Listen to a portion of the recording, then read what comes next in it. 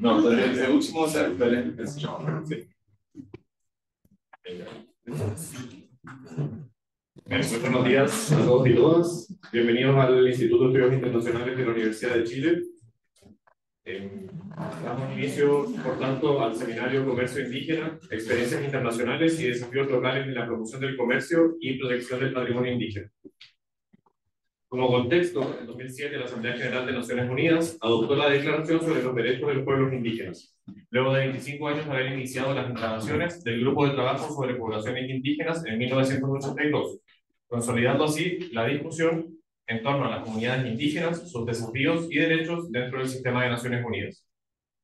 Los pueblos indígenas, como herederos y practicantes de culturas únicas, se encuentran expuestos a la negación y pérdida de sus tradiciones, parte de la representación política en asuntos que repercuten directamente sobre su forma de vida y la discriminación en múltiples espacios de la sociedad. Sin embargo, desde su posición y condena sobre el deterioro medioambiental hasta la preservación y revitalización de sus lenguas y tradiciones, los pueblos indígenas en todo el mundo son actores dentro de la arena internacional, participando desde diversas plataformas y liderando la discusión en torno a su realidad. El Instituto de Estudios Internacionales de la Universidad de Chile, junto con la Corporación Nacional de Desarrollo Indígena, CONADI, da la bienvenida al ciclo de seminarios Pueblos Indígenas, Inserción y Presencia Internacional, una serie de encuentros que propone una mirada internacional de los pueblos indígenas, abordando su rol como guardianes del patrimonio y la naturaleza, participación en el comercio internacional, trayectorias educativas internacionales y el ejercicio diplomático liderado por personas indígenas. Este primer seminario, denominado Comercio Indígena, Experiencias Internacionales y Desafíos Locales, recoge las experiencias de dos países globalmente reconocidos como líderes en el fortalecimiento de la participación de los pueblos indígenas, tanto en el comercio internacional como en el trabajo a nivel nacional, buscando abordar las iniciativas que permiten resguardar el patrimonio cultural de los pueblos indígenas en la medida que se promueve su inserción en el mercado internacional. Por ello, le pedimos por favor, en primer lugar, a la directora Dorotea López Giralt, directora del Instituto de Estudios Internacionales, quien les dará unas palabras de bienvenida a todos y todas las asistentes. Profesor. Muchas gracias, Ignacio. Veo, voy a moverme un poco para acá porque veo que no nos ven en el Zoom, así que no saben quién está hablando. Y tenemos mucha gente en el Zoom, entre ellos una de nuestras distinguidas colaboradoras, la directora de ProChile Ecuador, Susan Roja, estimado director de la CONADI, la directora de la CONADI Santiago, Mike, John y Andrea. Muchísimas gracias. Particularmente quiero agradecer la confianza de la CONADI por esta nueva asociación. Ellos tienen una larga relación con la Universidad de Chile, muy larga porque el director estudió aquí, así que tiene largos orígenes, pero para nosotros es muy importante dar inicio a este ciclo y a esta colaboración, como ya lo señalaba Ignacio, de poder hacer esta mirada internacional y esta comparación sobre las políticas públicas, sobre las diversas miradas y la participación de los pueblos indígenas en los asuntos internacionales, que es lo que a nosotros como instituto nos convoca. Quiero agradecer a Valentina Lincaqueo, quien ha sido siempre el motor detrás de esto y la organizadora de todos estos eventos, siempre silenciosa por allá atrás, pero siempre muy comprometida con lo que nosotros hacemos en este instituto y con ir ampliando cada vez más los enfoques de nuestra investigación y nuestra docencia. Quiero agradecer mucho a las embajadas que han sido siempre muy solidarias con este instituto, particularmente al pobre John lo tenemos aquí hablando de múltiples temas, siempre muy solidaria. Desearles mucho éxito y esperar que esta convocatoria siga creciendo. Bueno, agradecer sin duda que Susan nos acompaña desde Ecuador con sus múltiples labores y que por favor la CONADI sienta, y eso lo hablamos con el director, un espacio abierto en esta institución donde queremos seguir cooperando, analizando, estudiando y aprendiendo todo lo que podemos seguir aprendiendo conjuntamente. Muchísimas gracias, muchísimo éxito y bienvenidos a todas y a todos. Muchas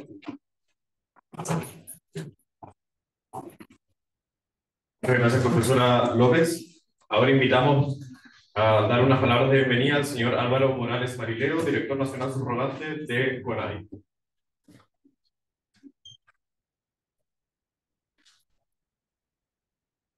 Bueno, Marimari Rubeni, Marimari Fonamiento.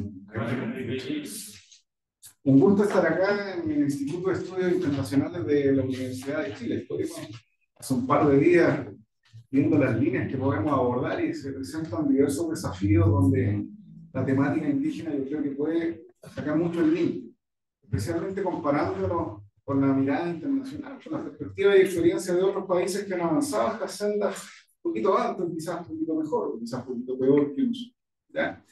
En materia de lo que nos convoca hoy, yo creo que es un tema muy, muy relevante. ¿Ya? ¿Y por qué se lo digo? Porque es evidente en el arco más amplio de la política indígena o indigenista de Chile que una mirada del siglo pasado invitaba a la homologación, ¿ya? A la inserción en la sociedad. Una inserción que absorbía y establecía una identidad que era unitaria.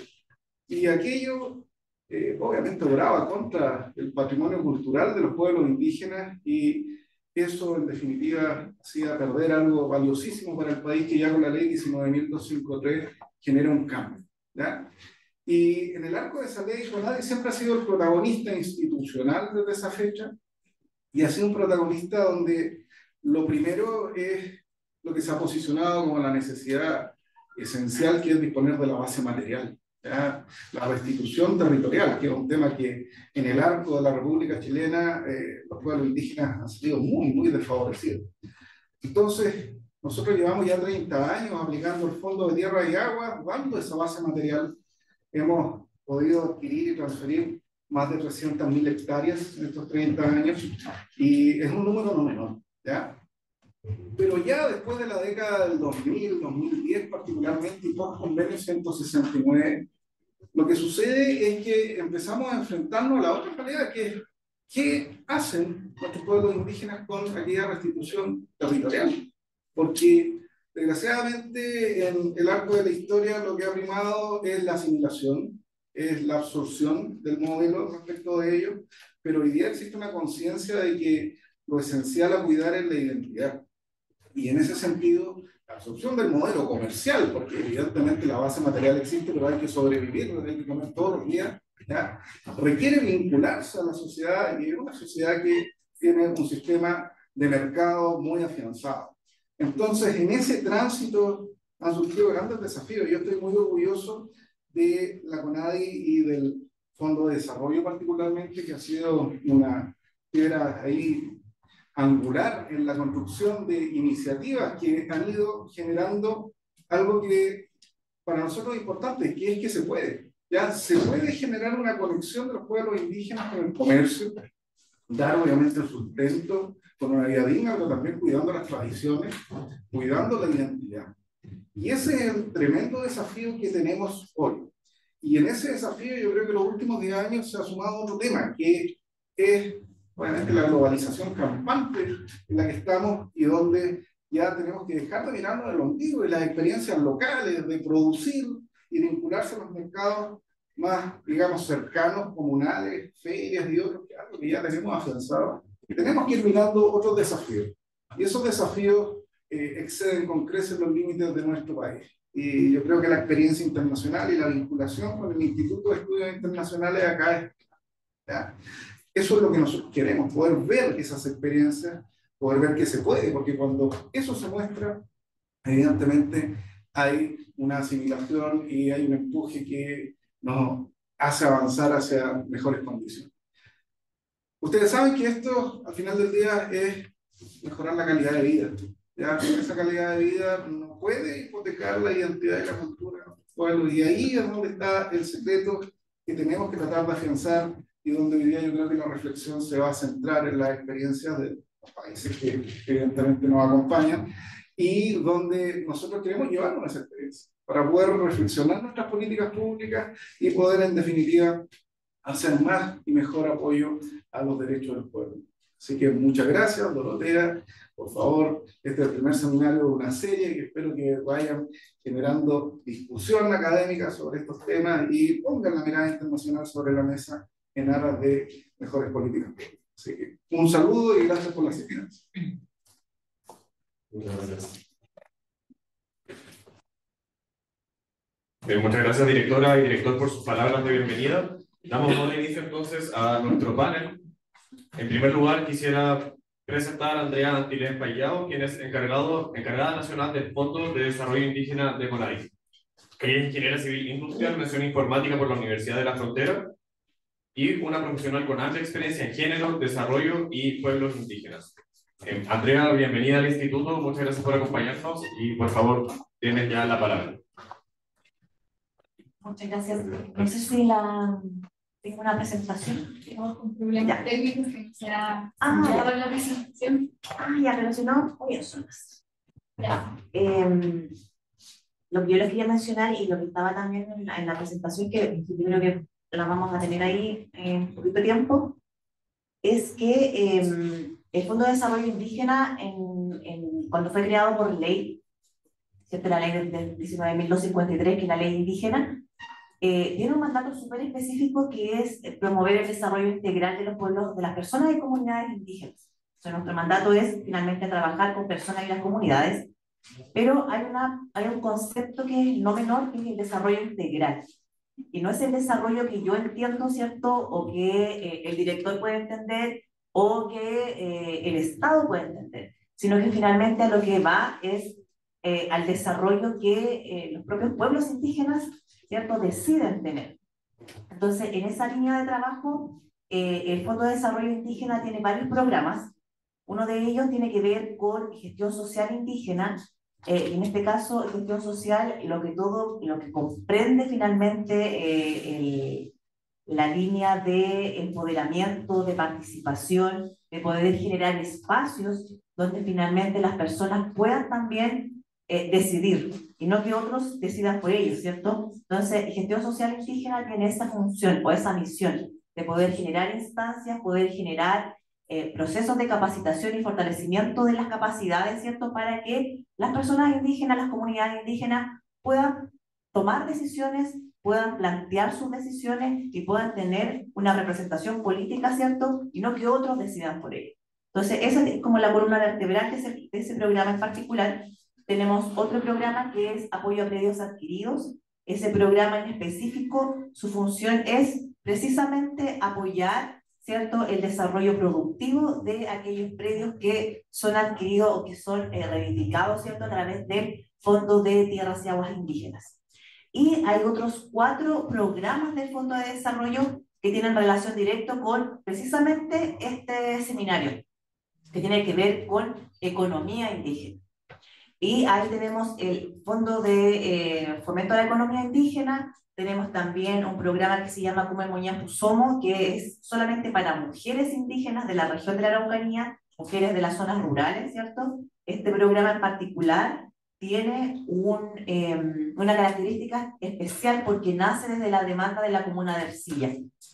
Una comuna, ¿cierto?, que históricamente estaba estigmatizada y que fueron las mujeres indígenas que solicitaron, ¿cierto?, al Estado de que pudieran tener un espacio o un programa que las pudiera apoyar, porque finalmente su debilidad o lo que ellas encontraban que les faltaba precisamente era un espacio donde ellas pudieran tener y desarrollar su autonomía económica. Entonces, en base a eso se crea este programa y posteriormente, en base a la alta demanda que tiene, ¿cierto?, el ámbito de la autonomía económica en la región de la Araucanía, con las características que tiene, características socioeconómicas, ¿cierto?, más desfavorables en comparación de las otras regiones del país, este programa se amplía, siempre se empieza a ejecutar en toda la región. También tenemos el otro programa que es el microemprendimiento indígena, que está muy focalizado solamente a personas que pertenecen al subsistema de seguridad y oportunidades. Es a través de un convenio con el Ministerio de Desarrollo Social y Familia, ¿ya? Y se ejecuta solamente específicamente para ese grupo de personas. Y tenemos otro programa que tiene que ver con el desarrollo de un rubro en particular, que es el turismo indígena. Y se comenzó a trabajar alrededor del 2015 aproximadamente este programa. Y hemos... ¿Ahora sí? Ya me salté hasta páginas, voy a parar porque estoy bien cómoda ahí. ¿Ahí? Ya, sube. Entonces, lo que yo les mencionaba, ¿cierto?, de la ley, para hacer un breve repaso, la Corporación Nacional de Desarrollo Indígena, ¿cierto?, tiene una misión súper específica y que está en el artículo 38 de la ley, que es promover, coordinar y ejecutar la acción del Estado a favor del desarrollo integral. ¿Por qué coloco esto en esta presentación en particular? Porque es súper relevante la misión y el propósito por el cual se crea la CONADI. Es promover, coordinar y ejecutar, pero no solamente tiene la misión de ejecutar, no es la única institución que tiene por misión ejecutar programas dirigidos para pueblos indígenas, sino que además de coordinar y promover que el Estado, ¿cierto?, se haga responsable y pueda ejecutar programas, ¿cierto?, política pública dirigidos a pueblos indígenas. Obviamente, lo que yo les mencioné también, ¿con qué objetivo? Para promover el desarrollo integral, ¿ya? Y ese es un objetivo que es bien desafiante, porque lo que implica un desarrollo integral no es una mirada sectorialista como finalmente se ejecuta una política pública en la mayoría de los estados, que es sectorialista. O sea, MIMBU ve lo que tiene que ver con vivienda, Ministerio de Desarrollo Social, por ejemplo, ve lo que tiene que ver con temas socioeconómicos. Entonces, cada ministerio ve su área, pero los pueblos indígenas, ¿cierto?, por su propia cosmovisión, ese es todo. Entonces, es complejo hablar de desarrollo integral en un sistema donde finalmente trabajamos de forma sectorial.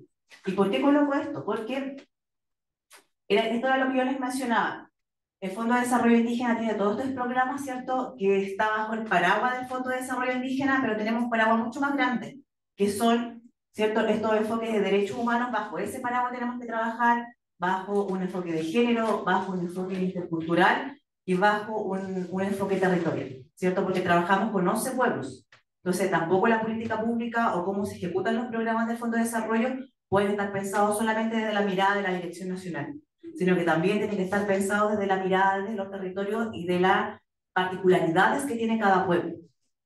Y acá están los programas y finalmente están ciertos énfasis que los coloca, ¿cierto?, cada administración. Esta en particular tiene énfasis en el ámbito de soberanía alimentaria y cambio climático, que es la idea que los programas puedan, ¿cierto?, realizar o ejecutar iniciativas que estén bajo esas líneas de forma transversal. Y lo que yo quería destacar son ciertos convenios, porque en todo este ámbito de acción que tiene el Fondo de Desarrollo Indígena, nosotros podemos firmar o suscribir convenios de colaboración o convenios que están asociados a transferencias de recursos. ¿Y por qué menciono estos que están acá? Porque tienen un impacto específico en materia de política pública indígena. Uno es el PDTI, que yo creo que todos lo conocen, ¿cierto?, que es muy conocido, y que nosotros tenemos un convenio con ADINDAP precisamente para la ejecución del PDTI. Nosotros aportamos el 20% del presupuesto del PDTI. Entonces, ese convenio nos faculta también para poder generar mesas de trabajo con INDAP, para poder entregar recomendaciones también en la forma, en la ejecución que se pueda tener. Podemos tener incidencia finalmente en la ejecución del PDTI, en cómo se puede generar quizás mejores prácticas. Por otra parte, tenemos el convenio con Corfo, con el Comité de Desarrollo y Fomento Indígena, y ese convenio también nos permite, ¿cierto?, participar del comité, ser parte de quienes votan en este comité, en incentivar, por ejemplo, la participación de ciertas comunidades con sus proyectos para que puedan ser financiados por el comité. ¿Ya? Entonces, el Comité Indígena de Desarrollo y Fomento, ¿cierto?, Indígena de Corfo nos permite tener finalmente también esta incidencia dentro de la política pública que desarrolla, en este caso, Corfo. Un tercer convenio que también desarrollamos, el convenio con ProChile, que también, yo sé que lo van a mencionar más adelante, pero lo quiero hacer mención acá, porque es para la ejecución de un programa de internacionalización de empresas indígenas, que desde el 2020 se comenzó a ejecutar. Antes habíamos tenido convenios con ProChile, pero de forma esporádica y también en forma regional, pero este convenio nacional Compro Chile comienza el 2020 en plena pandemia, donde estábamos bien complejos con la ejecución de actividades, y precisamente las actividades de promoción internacional, que la idea era, ¿cierto?, que las personas pudieran tener, pudieran viajar y pudieran conocer también otros mercados, y ahí la pandemia nos frenó un poquito, pero de todas maneras se hicieron acciones, y este convenio ya ha tenido continuidad, ¿cierto? Y hace poquito firmamos nuevamente el convenio y ya está en ejecución. Y voy a detenerme en eso un poquito más adelante en la presentación. Tenemos otro convenio que es el con CERNAMEC para la Expoferia de Mujeres Emprendedoras Indígenas. Acá les paso el dato porque esto se va a ejecutar entre el 9 y el 11 de octubre en la Plaza de la Constitución, ¿cierto?, frente al Palacio de la Moneda. ¿Y por qué se escoge ese lugar? Porque también es un lugar emblemático, que precisamente es visibilizar y posicionar a mujeres indígenas, ¿cierto?, en el Palacio de la Moneda. Entonces, tiene ahí también su objetivo, no es al azar el por qué se hace esta feria, que no es solamente para comercializar, es para visibilizar, es para concientizar, para que las personas puedan valorar los bienes y los servicios que realizan las mujeres indígenas. Porque muchas de las mujeres que comercializan en esta expoferia, que es de 3 días y un día anterior tienen una jornada de intercambio de experiencias, muchas de estas mujeres además son dirigentes de sus territorios, además, claro, son transmisoras de su cultura, además, claro, tienen su tema de emprendimiento, muchas de ellas también transmiten su cultura.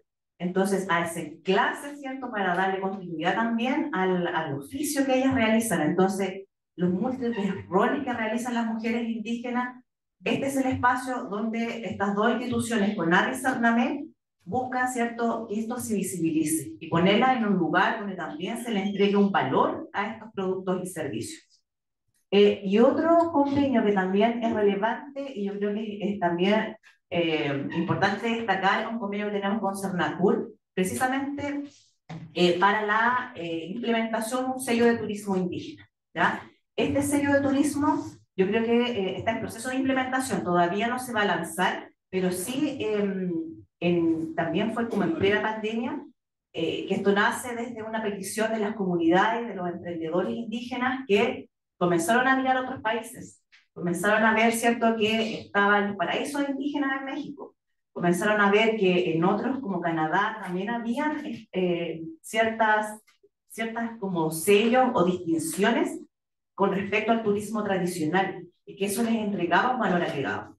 Entonces, las comunidades, las personas, los empresarios, los emprendedores que realizan turismo indígena solicitaron el poder tener un sello, ¿cierto?, donde ellos pudieran sentir que lo que ellos desarrollan de forma, la transmisión, donde los visitantes que van, los turistas, podían compartir tradiciones, podían leer o escuchar el relato del territorio, podían compartir temas culturales, era también valorado y se destacaba también quizás por sobre el turismo tradicional.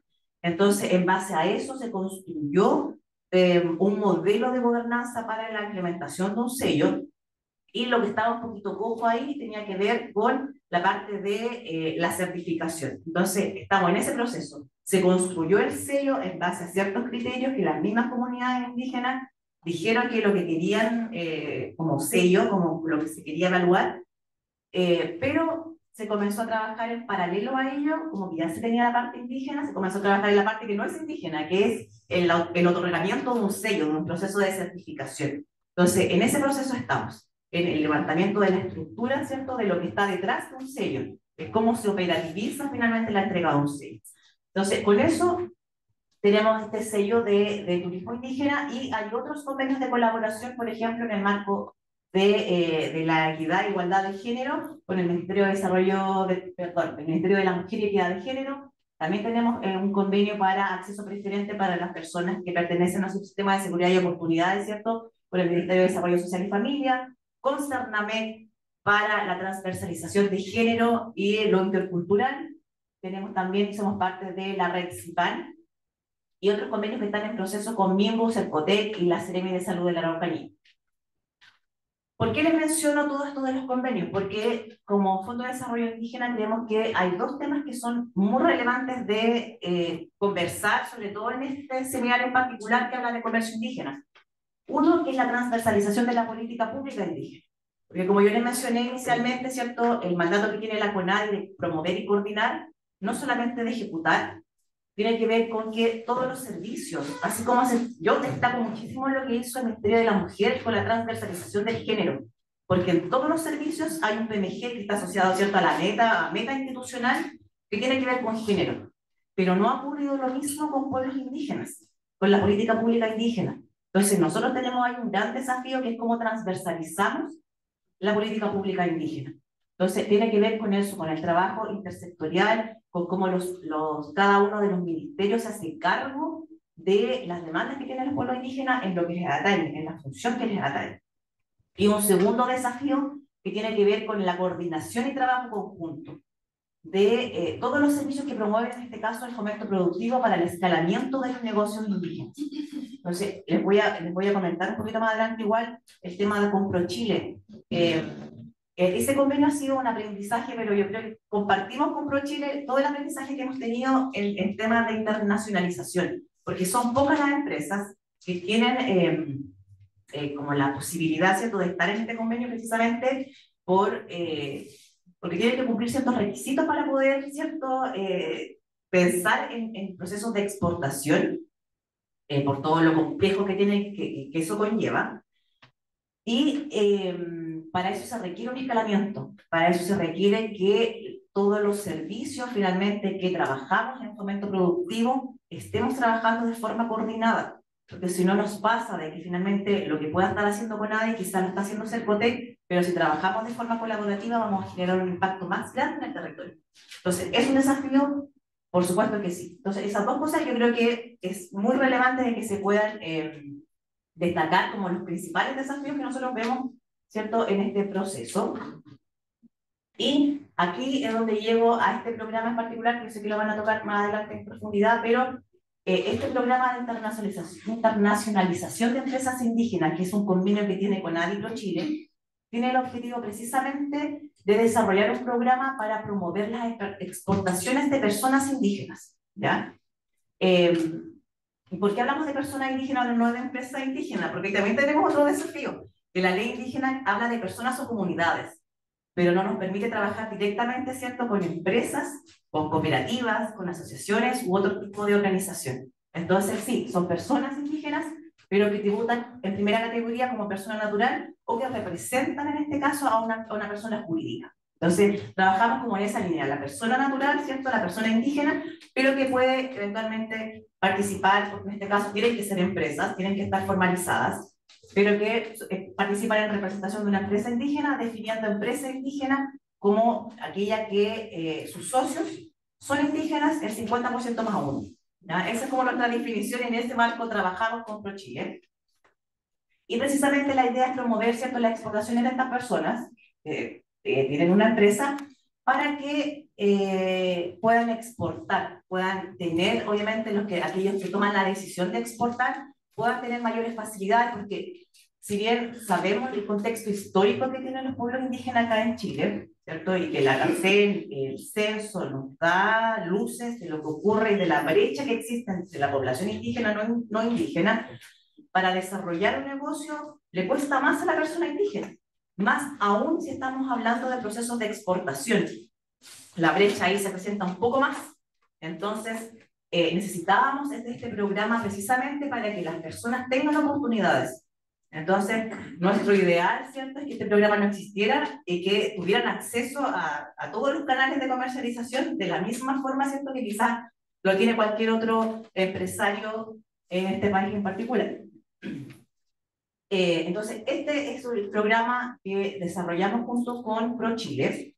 De hecho, dentro de ProChile, en el marco de este programa, de este convenio, se crea también la unidad de pueblos originarios. Entonces, ProChile se hizo cargo no solamente de ejecutar el convenio, sino que dentro de su propia orgánica institucional crea un área de trabajo específicamente para trabajar con pueblos indígenas. Y algunos de los principales resultados del último convenio que se firmó, que estuvo vigente desde el 2022 hasta 2024, tiene que ver con un programa de formación exportadora en turismo indígena. Acá se entregaron herramientas específicamente a las personas que trabajaban en ese rubro. Ahí participaron 10 empresas indígenas, asesoría especializada, ¿cierto? Ahí tuvieron tanto una persona contratada específicamente para hacer el seguimiento a todo el convenio, también coach, ¿cierto? Que trabajaron ahí codo a codo con cada una de las empresas, viendo brechas, entregándole todas las herramientas que necesitaban para su proceso de exportación. Ahí se trabajaron con 32 empresas nuevas y días de continuidad. Tuvimos actividades de promoción internacional, ¿cierto? Una misión comercial a Colombia con 106 empresas de agroalimentos, la Cumbre Mundial de Turismo Indígena, donde participaron 2 representantes de organizaciones de turismo indígena, el Foro Mundial de Negocios Indígenas que se desarrolló en Papúa Nueva Guinea con 4 empresas indígenas, la Conferencia Internacional de Turismo Indígena en Canadá con 5 empresas indígenas, la Cumbre Mundial de Turismo Indígena en Taiwán con 5 empresas indígenas. Entonces, participaron empresas, sí. Las experiencias que le da a esas personas, ¿cierto?, al haber participado en estas cumbres donde hay empresas indígenas de todo el mundo, ciertamente les trae un aprendizaje significativo para el desarrollo de sus empresas. Y un programa de formación territorial para la internacionalización, donde participaron 22 empresas de esas regiones en particular, donde cada región escogió cuál iba a ser el rubro en el cual iban a trabajar. Y esta es relevante porque fue un aprendizaje del convenio anterior. Nos dimos cuenta de que cada una de las empresas que participaban estaban de nivel, o sea, no estaban todas en el mismo nivel como para poder, ¿cierto?, trabajar en conjunto. Entonces, este programa de formación intentó nivelarlas para poder después, posteriormente, seguir trabajando en este proceso de exportación. Y acá hay algunas de las fotografías. Veo aquí también algunos que se van a reconocer en la fotografía de la misión comercial a Colombia, de la participación en el Foro Mundial de Negocios Indígenas, del lanzamiento del programa de información territorial, algunas visitas a terreno igual que realizamos de personas de turismo indígena. Les dije la última foto solamente para sacarle pica de Isla Yepo, el paraíso ahí en la región de la Araucanía, y una ceremonia de cierre que tuvimos con todos los participantes de todas las empresas que participaron y se juntaron en la región de la Araucanía, en Caragua en particular, donde también pudieron intercambiar experiencias, porque una cosa es trabajar los de la región, otra cosa es conocerse todos los que están en el programa participando. Entonces esas experiencias de poder generar intercambio de experiencias, todos los que participan, también les genera ahí una riqueza, porque se conocen entre pueblos y van también compartiendo sus datos, generando redes. Y el año 2024, ya a mitad de año, tuvimos la renovación de este convenio, ¿cierto?, donde volvemos a tener alianzas, ¿cierto?, entre CONADI y ProChile, y tratamos de que esto no se notara en el término de un convenio, por temas administrativos solamente, y la renovación del convenio, pero seguimos trabajando de forma continua. Y no menor, por eso dejé también los numeritos ahí, 30 años, ya vamos a estar casi cumpliendo 31 años con CONADI, y ProChile con 50 años ya trabajando, ¿cierto?, para la exportación, para los negocios con el mundo.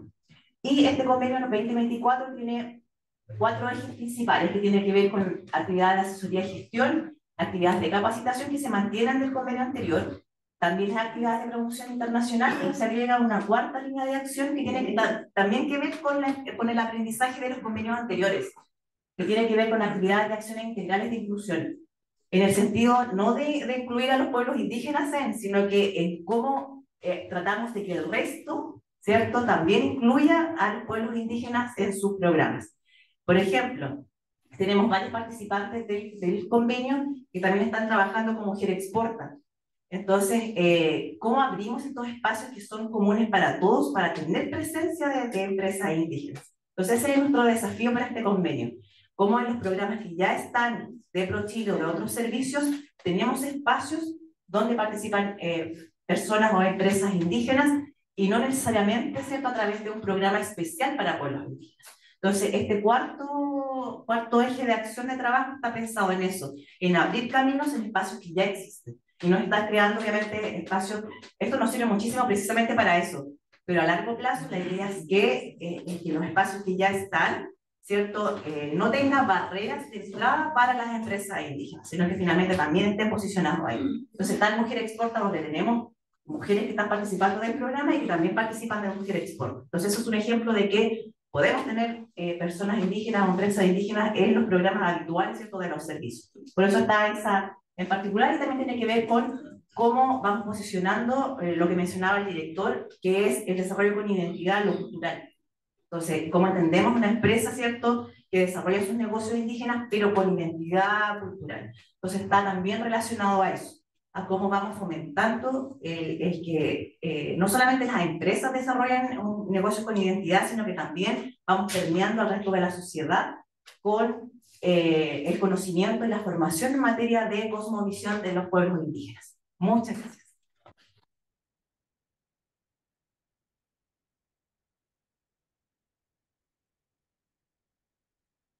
Gracias, Andrea, por el contexto que nos ha brindado y especialmente la importancia de la transversalización de la política pública indígena en todos los servicios del Estado. Ahora quisiera dar la palabra a Susan Rojas Villagra, quien es directora de la Oficina Comercial de ProChile en Ecuador. Susan es magíster en Estrategia Internacional y Política Comercial de esta casa de estudios y cuenta con amplia trayectoria en internacionalización de empresas y gestión de proyectos. Susan, tienes la palabra. Muchas gracias. Muchas gracias, Ignacio. Un gusto saludarlo. Un cariñoso saludo al equipo del Instituto, mi casa, y a los destacados panelistas con los que hoy día estamos compartiendo este espacio. Primero, agradecer a Andrea porque casi hizo la mitad de mi presentación de ProChile. Así que nos vamos a focalizar ahí en algunos temitas que abordan la relación de este comercio de pueblos indígenas con otros mercados que también tienen poblaciones indígenas relevantes y a lo mejor donde no se está haciendo mucho, y que como ProChile y con la red de oficinas comerciales nosotros estamos tratando de generar alguna sinergia. Primero comentarles que, bueno, como ProChile, a nivel de institucionalidad, nosotros tenemos una cierta estructura que nos permite hoy día tener pilares estratégicos que nos posicionan en el mercado como la principal institución en la promoción de las exportaciones de Chile. Y a partir de eso hemos estado desarrollando diferentes instancias que buscan generar espacios de inclusión, ¿ya? Y en esos espacios de inclusión están los pueblos indígenas, que ahí vamos a ver un poquito con más detalle más adelante. Avalados en una cultura institucional que ya este año cumple 50 años, un liderazgo a nivel regional a partir del cual nosotros hemos podido ser pioneros en muchos programas que hoy día se replican en la región, Mujer Exporta, Pueblos Originarios y una serie de otros programas que hoy día otras oficinas de promoción de exportaciones a nivel regional lo han replicado y eso habla de que nuestras iniciativas estratégicamente son exitosas para las empresas que buscan internacionalizarse. Y lo principal, la generación de alianzas, porque es clave para poder insertarnos en el mercado internacional. Chile lo tiene muy claro con los acuerdos comerciales que tenemos y también con la necesidad de interactuar con los diferentes actores de los mercados en los cuales tenemos incidencia y dentro de ello los pueblos originarios. A nivel de pilares operativos, ¿cómo estamos trabajando hoy día pensando en el foco de los pueblos originarios? Básicamente a través de la formación, pero no la formación en términos de académicos propiamente tal, sino que una formación para la internacionalización. Y desde ese enfoque estamos trabajando con los diferentes grupos para profesionalizar la oferta y que en definitiva tengan éxitos en los mercados internacionales. Esto a través de la innovación alimentaria y ahí trabajamos con distintos segmentos. En el caso de los pueblos originarios, principalmente estamos trabajando con la industria alimentaria, con artesanías, industrias creativas y con el sector turístico.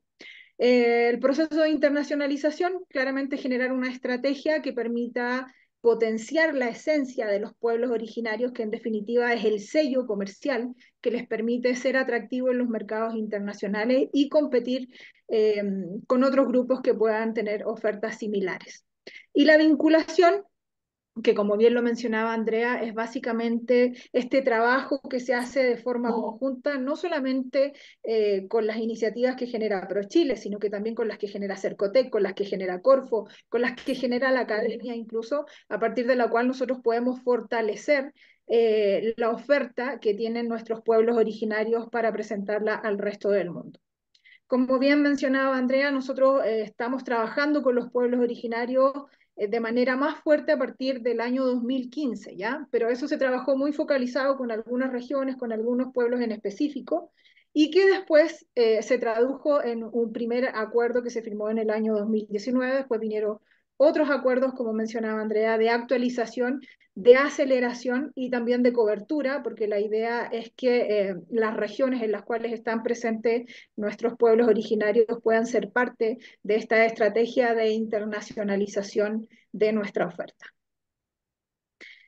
En términos del objetivo, ¿cuál es el objetivo principal de este programa? Apoyar e impulsar la aceleración del proceso de internacionalización de empresas de base indígena, de los sectores de alimentos, economías creativas y turismo, a través de un plan de acciones que incluyen sesiones de mentorías grupales especializadas en internacionalización y personalizadas para entregar herramientas técnicas en distintas materias, diagnóstico de la oferta, impulsando así con capacidades y habilidades al desarrollo de las empresas y o potenciar sus negocios. Y hablamos individualmente porque las características del comercio indígena y la producción que se pone en oferta en los mercados internacionales habla de creaciones muy particulares, por lo tanto el trato no es el trato que podríamos dar a una industria masiva con la cual pretendemos abordar algunos mercados en específico. El trabajo con las empresas que postulan a estos programas ha sido bastante exitoso. Como mencionaba Andrea, también a nivel institucional generó un cambio en la estructura donde nosotros vimos la necesidad de generar un departamento específico que abordara temas de género y de inclusión en general y del trabajo con pueblos indígenas, ¿ya? Por lo tanto, ahí hay un trabajo que también dice relación con una transformación institucional en la medida que nosotros visualizamos también a nuestros pueblos indígenas como actores relevantes en el comercio internacional. Ahora, visto los programas, el detalle de lo que hemos realizado, etcétera, me gustaría dar una mirada desde el mercado en el cual nosotros actuamos como oficinas comerciales. En el caso particular mío, yo tengo la función de dirigir la oficina comercial en Ecuador y también la coordinación de América del Sur. Desde esa perspectiva, nosotros comenzamos a levantar información también pensando en cómo se pueden generar estrategias en el mediano largo plazo para que trabajen conjuntamente nuestros mercados, nuestros pueblos originarios con pueblos originarios de otros mercados, ¿ya? Entonces, desde esa perspectiva, me gustaría contar algunas realidades de lo que sucede en Ecuador con la población indígena para que veamos también que en algunos casos hay transversalización de acciones específicas que son comunes para nuestros pueblos y hay otras en las cuales se difiere, pero siempre pensando en una sinergia regional que se pueda generar y a partir de la cual podamos abordar incluso terceros mercados de forma conjunta. Cuando hablamos de Ecuador, hablamos de una variedad étnica bastante heterogénea. Nosotros tenemos acá 18 naciones y 14 pueblos originarios que están dispersos en todo el territorio ecuatoriano. Tenemos pueblos que están en la costa, pueblos que están en la sierra y pueblos que están en la Amazonía. Cada uno de ellos tiene particularidades, cada uno de ellos tiene un sello en términos de comercio, etcétera. Y también muchos de ellos, y algunos que incluso ni siquiera están censados, son pueblos no contactados. Por lo tanto, tenemos una población indígena que incluso hoy en día, que pudiera ser impensado, desconoce la existencia del Estado, ¿ya? Por lo tanto, las realidades son bastante disímiles y eso también nos impone desafíos específicos en términos de cómo trabajamos sin transgredir la naturaleza de los pueblos originarios para insertarlos en el comercio y en el comercio internacional específicamente. El comercio indígena en Ecuador es un comercio ancestral. Nosotros no les vamos a enseñar a comerciar a los pueblos indígenas porque claramente existe un legado histórico a partir del cual ellos han realizado sus transacciones económicas a lo largo de su historia, incluyendo en ello el trueque, que todavía es una manifestación que se da en los pueblos originarios de Ecuador. Hay sectores transversales en el sentido que se comparten con muchos pueblos originarios donde ellos focalizan su producción básicamente para la subsistencia en una primera instancia y donde toma relevancia todo lo que es la artesanía y las industrias creativas, la agricultura, la medicina tradicional y el turismo comunitario. En artesanías tenemos textiles, cerámicas, joyerías, tallados en madera, etcétera. Productos agrícolas, bueno, Ahí hay una pequeña descripción de cada uno de ellos. La medicina tradicional, que es un aspecto bastante relevante, bastante atractivo a nivel internacional, no tan solo por la comunidad indígena, sino que también por grandes laboratorios que hoy día ven en la Amazonía y en las tradiciones indígenas, eh, algunas creaciones medicinales que pueden dar solución a diferentes enfermedades. La asociatividad también es una característica de los pueblos indígenas. O sea, nosotros estamos hablando, por ejemplo, que en Ecuador hay variados mercados, cooperativas y asociaciones donde participan conjuntamente pueblos originarios. No es solamente un pueblo el que expone su producción local, sino que son varios. Y eso les permite tener una mejor capacidad de comercialización, obtener mejores precios de sus productos y generar esa sinergia de comunidad que muchas veces nosotros la quisiéramos para el sector privado, pero que las empresas tradicionalmente tienen resquemores o cierta distancia de no trabajar con la competencia. En el ámbito del comercio indígena eso no se da y existe una apertura a que en definitiva se puedan generar complementariedades que permitan potenciar la comercialización de sus productos. Otra característica relevante de los pueblos indígenas y que yo creo que hoy día reviste mayor importancia aún por lo que mencionaba Andrea y lo que hemos visto de esta tarea de lograr la transversalización del enfoque de género en distintos ámbitos, ya sea del sector público o del sector privado. Las mujeres en el comercio indígena y en la población indígena tienen un rol fundamental en la economía, ¿ya? El comercio indígena se basa en muchas instancias en la producción y la venta que realizan las mujeres. Por lo tanto, el rol en la economía familiar y en la economía comunitaria que tienen las mujeres es relevante y no es algo que nosotros les vamos a enseñar hoy día con los conceptos modernos de transversalización, teorías, etcétera, sino que es algo que se ha dado de forma histórica. ¿Cuáles son los desafíos? Y acá presento dos tipos de desafíos porque a diferencia de nuestras empresas que comienzan a internacionalizarse, los desafíos de las comunidades indígenas son distintos. Entonces tenemos en algunos casos desafíos de inserción en el comercio y también desafíos de subsistencia, ¿ya? Quizás en el caso de Chile se daban un estatus distinto, pero en poblaciones como las que encontramos acá en la Amazonía, las que yo les comentaba que son poblaciones que no tienen contacto, el tema de subsistencia es importante. En términos de la inserción, conflictos de intereses con el comercio internacional, generalmente la cosmovisión que mantienen los pueblos originarios es bastante distinto a los objetivos que tiene el comercio internacional en términos de los objetivos que se plantean para desarrollar el comercio, cuáles son los métodos a partir de los cuales se ejecuta el comercio y también cuáles son los valores que están detrás del comercio, ¿ya? Por lo tanto, ahí también hay algunos desafíos.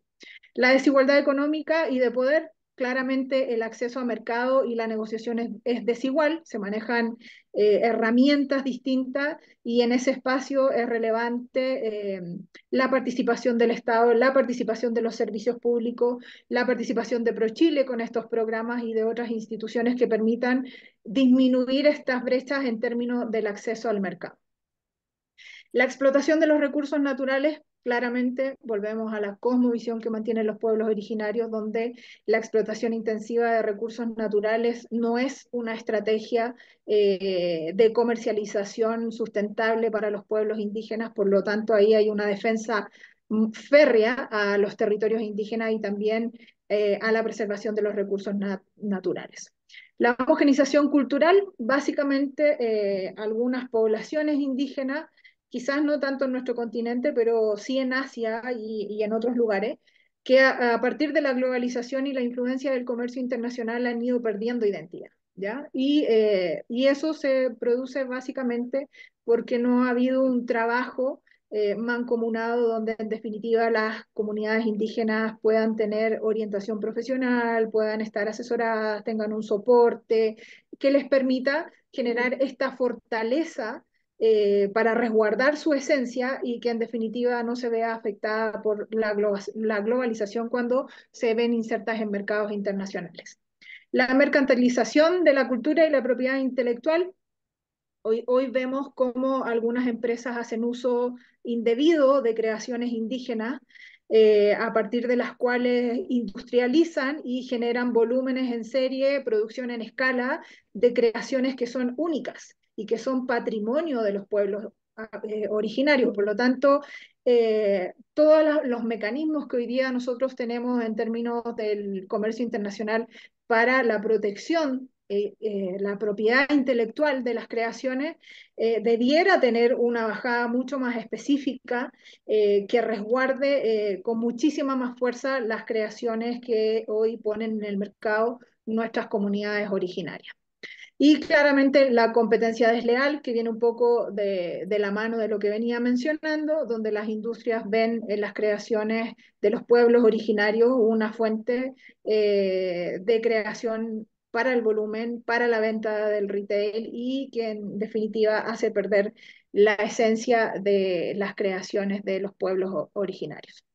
La biopiratería, que hoy día lo estamos viendo en la región de la Amazonía, donde muchas de las fórmulas que crean las poblaciones indígenas, básicamente con fines medicinales, están siendo replicadas por laboratorios sin ningún pago de derecho, sin ningún beneficio para las comunidades que han compartido estos saberes ancestrales con la comunidad internacional, con quien los visita, con quien quiere conocer de su cultura, y que lamentablemente hoy día vemos replicado en los laboratorios en fórmulas químicas que dicen hablar de productos naturales.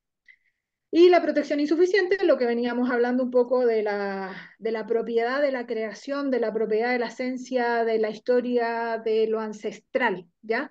Ahí hay espacios en el cual todavía tanto los organismos internacionales como los gobiernos de los países en los cuales se encuentran poblaciones originarias, estamos al debe, ¿ya? Y es una tarea que en los próximos años debiera hacerse más presente y también trabajarse con mayor detalle. Por otra parte, también está el desplazamiento y la pérdida del territorio, básicamente por proyectos de infraestructura. Acá en Ecuador estamos hablando también que es un país que vive de los hidrocarburos y de los recursos naturales. Por lo tanto, la preservación de la naturaleza, si bien es bastante férrea, también se ve enfrentada con las necesidades de desarrollo. Por lo tanto, ese equilibrio a veces no se da, y en definitiva terminan despojando de sus tierras a comunidades originarias que han vivido por centenares de años cuidando esos territorios y haciendo uso de ellos para la creación de alimentos y otras producciones. En términos de los desafíos para la subsistencia, y acá quizás es un poco más radical y sí tiene que ver con el comercio internacional, porque en definitiva eh, la base y la esencia de las creaciones que surgen a partir de los pueblos originarios están en sus territorios. Por lo tanto, en la medida que nosotros los despojamos de sus territorios, la capacidad de generar un comercio con características propias no se va a dar, y probablemente va a ser una población que se va a dispersar y que va a buscar trabajo en otras áreas, dejando atrás todo lo que es su cultura de origen. Acá en Ecuador son varios los clientes que hoy día tienen bastantes complicaciones de convivencia con los pueblos originarios, por lo mismo que comentaba de que hay un conflicto entre cómo llevamos el desarrollo, pero cómo también preservamos la naturaleza. O sea, hoy día estamos hablando que Ecuador es el país que tiene mayor biodiversidad por kilómetro cuadrado en el planeta. Es un país que además, a diferencia de otros países del mundo, tiene a la naturaleza como parte de su constitución. Por lo tanto, ahí hay un tema que hoy día genera un conflicto y que eventualmente no permite que las dinámicas del comercio internacional estén llegando a los pueblos originarios, ¿ya?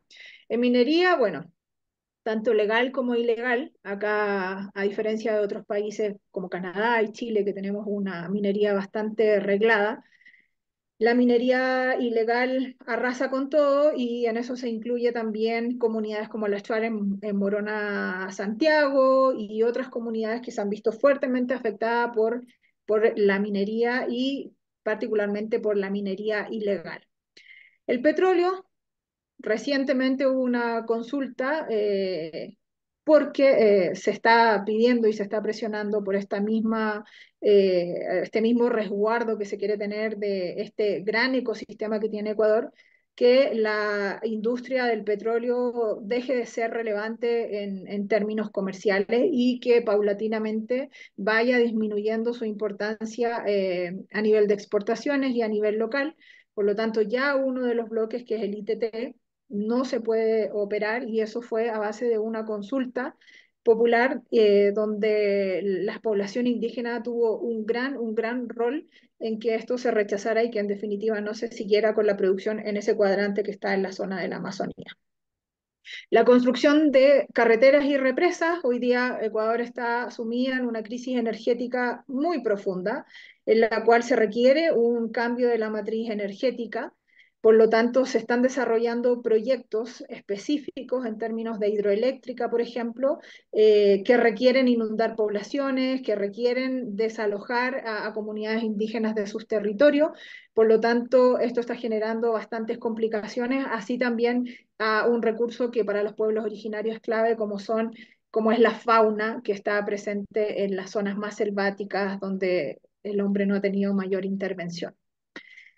Otro factor que está afectando la subsistencia de los pueblos originarios en Ecuador es el desarrollo de monocultivos y agroindustria. Esencialmente la agricultura campesina en Ecuador está a cargo de pueblos originarios, y la característica de esta producción es la variedad en términos de cuántos productos ellos producen en hectáreas que son de su propiedad versus las grandes empresas que están llegando al mercado y que están comprando grandes extensiones de territorio solamente para monocultivo, con todo el daño al suelo, al recurso hídrico y a otros factores del entorno que claramente afectan a las comunidades indígenas circundantes. El turismo no sostenible, estamos hablando básicamente de la Amazonía, donde hoy día existen inversiones extranjeras, también algunas inversiones locales, donde se han desarrollado complejos turísticos, en los cuales no se actúa con los parámetros que se requiere en función de paisaje, flora y fauna, y la existencia de comunidades originarias que se ven afectadas por contaminación, ya sea a nivel de su recurso hídrico, como también lumínica, de sonido, etc. Y la falta de consulta previa y consentimiento informado. En algunos casos acá se ha hecho caso omiso a lo que es la consulta previa y se han desarrollado proyectos que claramente perjudican a los pueblos originarios y donde el Estado no ha hecho prevalecer la necesidad de desarrollar consultas para evaluar si en definitiva tienen el espacio de desarrollo y el apoyo popular y puntualmente de las comunidades indígenas. Y otro punto bastante relevante en términos del comercio y el comercio internacional es el uso y el abuso de las comunidades indígenas para el desarrollo del comercio ilícito. Y eso lo digo, por ejemplo, por el tema minero. La minería ancestral de las comunidades indígenas en Ecuador habla de indígenas en el río, que todavía uno puede ver cuando viaja al Napo con sus arneros buscando pepitas de oro. Y que eso claramente no es sancionado porque responde a una actividad económica que se ha desarrollado por centenares de años. Por lo tanto, es una actividad casi un patrimonio cultural, a partir del cual esas mismas comunidades indígenas producen artesanía, desarrollan algunas creaciones específicas que después se comercian. Pero estos espacios que estaban reservados para la comunidad indígena hoy día son abordados por redes de narcotráfico y por redes de minería ilegal que utilizan a las poblaciones indígenas para cubrir sus acciones ilícitas, lo que en definitiva genera un deterioro y una distorsión enorme, no solamente del comercio, sino que también de la identidad de las culturas indígenas que viven en esta zona de la Amazonía o en la zona de grandes ríos como el Napo, que abastecen de minerales y principalmente de oro y plata, ¿ya? O sea, hay un uso y un abuso también en pro del comercio, pero muchas veces de este comercio ilícito. ¿Cuáles son las fortalezas que nosotros vemos en el comercio indígena? Que permitirían trabajar de manera sólida, no solamente a nivel del mercado ecuatoriano, del mercado chileno, sino que mirando una sinergia más regional. La autodeterminación económica, o sea, nosotros no le vamos a decir a un pueblo originario qué es lo que va a producir, o sea, ellos lo tienen muy, muy grabado en su ADN, ¿ya? Tienen producción, se han especializado en ella, por lo tanto hay una determinación económica que también permite una consolidación en términos de productos, que hoy día también les da una categoría internacional, pese a la poca influencia que han tenido de tecnologías, de insumos, etcétera, por ejemplo, con los productos orgánicos, que son muy, muy valorados en mercados internacionales y que se producen a partir de estas poblaciones indígenas. Sostenibilidad, claramente, son un férreo defensor de los recursos naturales. Por lo tanto, el desarrollo sin límite no es parte de su estrategia ni comercial, ni cultural, ni de relacionamiento con los mercados internacionales. Por lo tanto, la sostenibilidad es clave. La preservación, porque claramente en la medida de que se trabaje de la mano con ellos, vamos a estar preservando eh, historia, cultura, manifestaciones artísticas y una serie de otros ámbitos que son parte del desarrollo de los pueblos originarios y que además permiten el intercambio cultural al poder mostrar en mercados internacionales la esencia de nuestra cultura a partir de los pueblos originarios. Equidad y justicia, básicamente porque necesitamos que la cancha sea pareja y que los competidores también incluyan hoy día a los pueblos originarios en estas estrategias. Y como decía Andrea, no solamente de un programa específico dirigido a ellos, sino que en la concepción de que estamos trabajando con pymes. Y así como las políticas públicas hoy día se enfocan en el desarrollo, en la internacionalización de nuestras pymes, en esas pymes tenemos que incorporar a los pueblos originarios y esas políticas públicas también tienen que ser efectivas y también tienen que generar beneficios para nuestros pueblos originarios. Empoderamiento económico, claramente en la medida que salen a los mercados internacionales sus ingresos y su calidad de vida también mejora. Redes de solidaridad, lo que hablábamos, los pueblos originarios no tienen ese egoísmo de no querer trabajar entre ellos, sino que admiran y respetan el desarrollo que puedan realizar otros pueblos originarios. Por lo tanto, existe un espíritu de solidaridad que en términos del comercio internacional y en términos del comercio indígena puede ser relevante.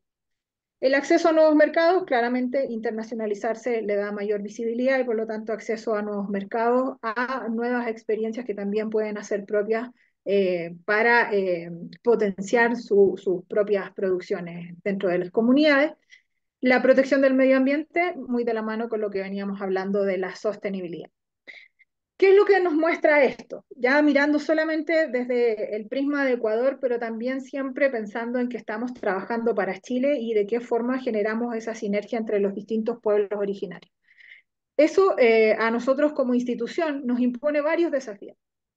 Primero, Susan, el Susan, ¿sí? perdona la interrupción, pero te queríamos pedir que por temas de tiempo se podría ir Es cerrando, la por última favor, lámina. la Es la interrupción. última lámina. Vale, muchas gracias y Estamos... disculpa. Sí, no hay problema.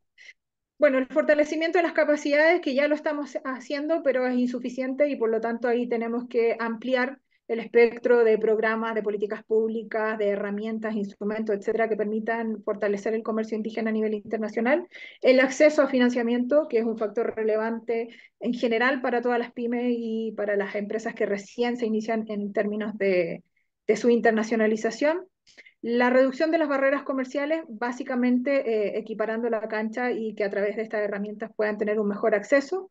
Promoción y sensibilización, mostrar más lo que se hace a nivel de los pueblos originarios y potenciar la esencia PYME. Generar redes internacionales entre comunidades indígenas también es clave y creo que institucionalmente va a ser un segundo paso en este trabajo con los pueblos originarios, donde podamos generar cadenas regionales de valor, pero ya no pensando en la gran industria, sino que también en la complementación de los pueblos originarios. Ejemplos, tenemos varios que hoy día se dan de forma natural: café y cacao entre Ecuador y Perú, textiles andinos entre Ecuador y Bolivia, mercados indígenas transfronterizos entre Chile y Argentina, y el turismo comunitario, que puede ser binacional, trinacional, multinacional.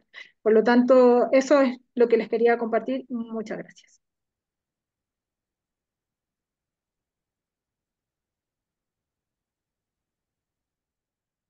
Muchas gracias, Susan, por la excelente presentación en los desafíos, sobre todo de la internacionalización de las empresas de base indígena. Y también quisiera destacar un tema importante, que es el comercio de los conocimientos tradicionales asociados, y también la participación en los beneficios, los recursos genéticos, algo mencionaste, y eso da pie precisamente para el próximo presentador, que es el profesor Jorge Cabrera, que nos acompaña desde Costa Rica. Profesor, no sé si está disponible. Sí, Ahí muchas lo vemos. gracias, Ignacio. Profesor, muy buenos días, muchas gracias por acompañarnos. Lo presento brevemente. El profesor Jorge Cabrera es Lead Counsel para el Center for International Sustainable Development Law, institución donde tuve la oportunidad de conocerlo, así que es un gusto poder verlo nuevamente. Él es investigador y profesor de Derecho Medioambiental de la Universidad de Costa Rica. Es asesor legal del Instituto Nacional de Biodiversidad y consultor internacional en propiedad intelectual y biodiversidad, acceso a recursos genéticos y beneficios compartidos. Mencionar que el profesor es uno de los grandes expertos en estos temas en la región latinoamericana y conoce el caso chileno de manera cercana, pues ha sido consultor también de la ODEPA, la Oficina de Estudios y Políticas Agrarias. Profesor, muchas gracias por acompañarnos y tiene entre 10 y 15 minutos, por favor, para su presentación. Muchas gracias. Muchísimas gracias, Ignacio, y por la invitación, y a los organizadores de esta actividad, que me parece sumamente importante. Normalmente el tema del conocimiento indígena, el patrimonio genético indígena, las tierras y territorios se ven sobre todo desde una perspectiva de protección y no tanto desde una perspectiva de comercio, de promoción del intercambio y de generación de beneficios económicos. Yo creo que es bastante realmente loable que se haya tratado de otorgar a esta actividad precisamente este enfoque de generación de conocimiento. Hay varios temas que se mencionaron aquí que en realidad pasan por un entendimiento claro del derecho internacional y nacional que tutela a los conocimientos indígenas y a su patrimonio genético, incluyendo, aquí se mencionan algunos temas como la propiedad intelectual, la biopiratería, la distribución justa y equitativa de beneficios. Por lo tanto, lo que voy a tratar de comentar no es en principio pues ningún tipo de actividad comercial o de estudio de caso de un intercambio comercial, sino al final cuál es el marco legal nacional o internacional que todo lo que ustedes han comentado lo afecta. De alguna manera, todo lo que aquí se indicó respecto a comercio, respecto a tierras, respecto a territorios, al final está, digamos, determinado por una legislación y una aplicación de esa legislación que yo creo que es importante no perder de vista cuando digamos, se abordan temas de comercio indígena. Y es lo que vamos a tratar de analizar desde dos perspectivas. El conocimiento tradicional, por aquí se citó, muchos de los casos de medicina tradicional que una expositora mencionó, al final son conocimiento tradicional asociado a recursos genéticos, y también el patrimonio genético que se encuentra en tierras y territorios de las poblaciones indígenas, que es utilizado, por ejemplo, para varios de los productos que aquí se mencionaron. Entonces, conocer cuál es el marco legal que nos habilita o no para realizar esas actividades es sumamente importante, y es en lo que yo voy a tratar de enfocarme, y no en, repito, experiencias prácticas. A pesar de que voy a tratar, digamos, por lo menos de puntualizar algunos instrumentos técnicos que se han desarrollado sobre propiedad intelectual y conocimientos indígenas y recursos genéticos de pueblos indígenas y comunidades locales. Bueno, lo primero, pues todos sabemos que los pueblos indígenas tienen una serie de conocimientos. Cuando vemos lo que presentaron las dos expositoras anteriormente, al final en gran medida hacen referencia a expresiones o a materialización de ese conocimiento tradicional en determinadas actividades productivas, ¿verdad? Por ejemplo, en todo el tema de conocimiento medicinal, agrícola y ecológico. en la música, la danza, la historia, las poesías, en los artes, el diseño, las técnicas, las artesanías, en las expresiones espirituales y religiosas, que tal vez en este caso pues no tienen necesariamente el mismo peso o valor desde el punto de vista del comercio, pero en general, si nosotros lo vemos, el conocimiento tradicional indígena, el patrimonio genético en tierras y territorios indígenas, se refleja o se materializa en una serie de actividades productivas que pueden tener una comercialización doméstica o también, como aquí se citó, una comercialización internacional o una promoción en mercados abiertos, que repito, es un tema que normalmente no se explota lo suficiente. Entonces es importante entender cuál es este conocimiento tradicional porque tiene mecanismos de protección internacionales y domésticos. Una materia en la que Chile creo no es de los países que más ha avanzado en la región, dicho respetuosamente, comparado digamos con otros que vamos a hablar un poco como Panamá, como Ecuador o como Perú, entre otros. Y por supuesto, cuando hablamos de utilizar recursos genéticos, que esto incluye los que están en territorios indígenas, pues tenemos una amplia gama de sectores productivos donde hay un mercado de exportación, la parte botánica y de horticultura, la parte farmacéutica, por lo menos lo que son medicinas tradicionales, medicinas naturales, ¿verdad? No necesariamente siempre, digamos, el tipo de medicina eh, eh, que requiere un sistema de registro mucho más exhaustivo y costoso. El cuidado personal y los cosméticos, donde hay una amplia cantidad, yo creo, de productos que provienen de pueblos indígenas y comunidades locales, no solamente en la región, sino también fuera de acá, como pasa en Asia, ¿verdad? Con muchísimos productos que son derivados de recursos genéticos en manos de poblaciones locales, en este caso, en su gran mayoría. Todo el tema de semillas, protección de cultivos, alimentos y bebidas, e incluso la biotecnología industrial. En todas estas áreas encontramos oportunidades de uso de recursos genéticos, incluidos los que están en manos de pueblos indígenas, comunidades locales, pueblos originarios, etc. Y aquí tenemos actividades comerciales y no comerciales que se realizan con base en esta utilización de recursos genéticos. Y cuando vemos cómo se protege, porque al final la comercialización, digamos, igual debe partir de una base de protección, y creo que fue lo que la expositora anterior indicó al momento en que no siempre es claro cuál es el marco legal de propiedad intelectual u otros que permite que ese conocimiento o esos recursos genéticos sean protegidos. Y este es un punto, yo creo, de partida que no se puede perder de vista en ningún proyecto de desarrollo del comercio de productos indígenas. El primero son los derechos humanos, ¿verdad? Todos conocemos que hay una gran cantidad de instrumentos de derechos humanos relacionados con pueblos indígenas y comunidades locales o pueblos indígenas y tribales.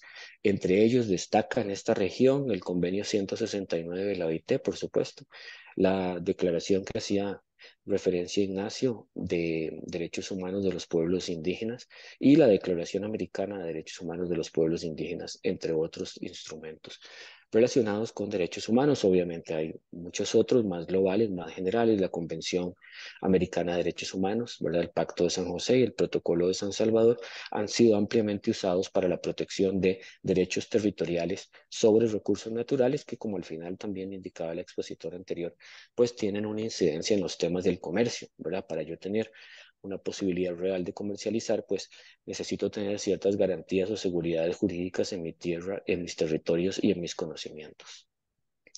Luego está el tema de diversidad cultural, sobre todo abordado por la UNESCO, que lo vamos a ver en un minuto.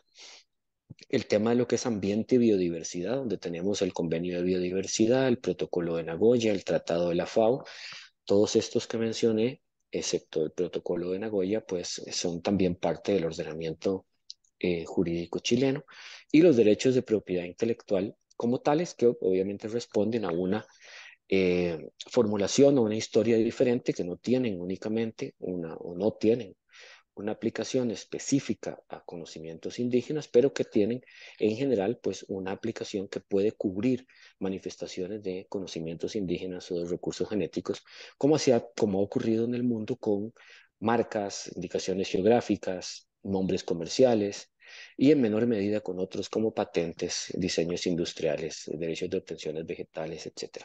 Y de alguna forma son como las 4 grandes dimensiones jurídicas que nosotros tenemos para proteger el patrimonio genético y el conocimiento tradicional indígena, del cual se derivan las actividades de comercialización a las que se hizo referencia en general en esta charla por las 2 expositoras anteriores. Y por eso me parece la importancia de conocerla.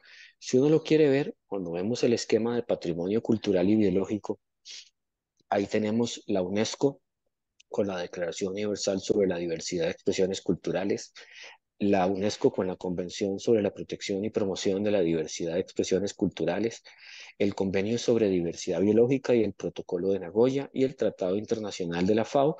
Y también tenemos otros instrumentos de UNESCO como la Convención para la Protección del Patrimonio Cultural, del Patrimonio Inmaterial, perdón, que incluye algunas de las manifestaciones que yo mencioné, incluyendo pues conocimientos tradicionales, danzas y otros.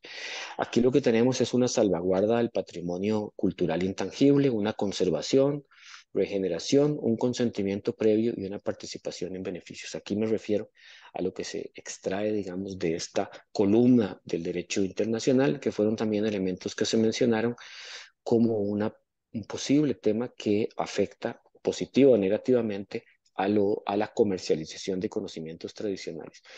Desde la perspectiva de derechos humanos, bueno, la Declaración Universal de Derechos Humanos, la Declaración de Naciones Unidas sobre Pueblos Indígenas, la Declaración Americana sobre Pueblos Indígenas y la Declaración de las Naciones Unidas sobre Derechos de los Agricultores y otros habitantes del campo, que también tiene referencias a temas como semillas, que son un componente también importante eventualmente de la comercialización o el intercambio de pueblos indígenas.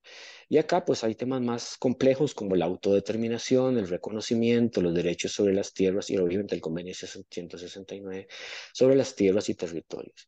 Y el tercer punto, el tercer bloque que también digamos, se relaciona o se intersecta con el comercio indígena tiene que ver con la propiedad intelectual, ¿verdad? Y aquí tenemos los acuerdos de la Organización Mundial del Comercio, las negociaciones de la OMPI que vamos a mencionar, el biocomercio, y el enfoque aquí es de propiedad, de protección contra usos no autorizados y de valoración económica y comercial. Pero todos estos 3, digamos, bloques de derecho interfieren en el sentido, digamos, jurídico del término, puede ser positivo o negativamente, con la promoción de bienes y servicios derivados de pueblos indígenas, de pueblos originarios, de comunidades locales. Y en un contexto internacional también tenemos un sistema complejo. El primero es el sistema internacional, donde está la FAO, con el Tratado Internacional que reconoce los derechos del agricultor al uso de sus recursos genéticos en materia de alimentación y agricultura. La OMPI, que ve el tema de conocimiento tradicional, de recursos genéticos y también de expresiones culturales tradicionales. La UNESCO, que ve estos temas de diversidad cultural. La OMS, que ve temas de recursos genéticos y también de medicina tradicional, y el Convenio de Diversidad Biológica, que ve los temas de recursos genéticos, conocimientos tradicionales y digamos, el régimen jurídico de derechos humanos que también aplica acá. Y debajo de todo esto, la legislación nacional.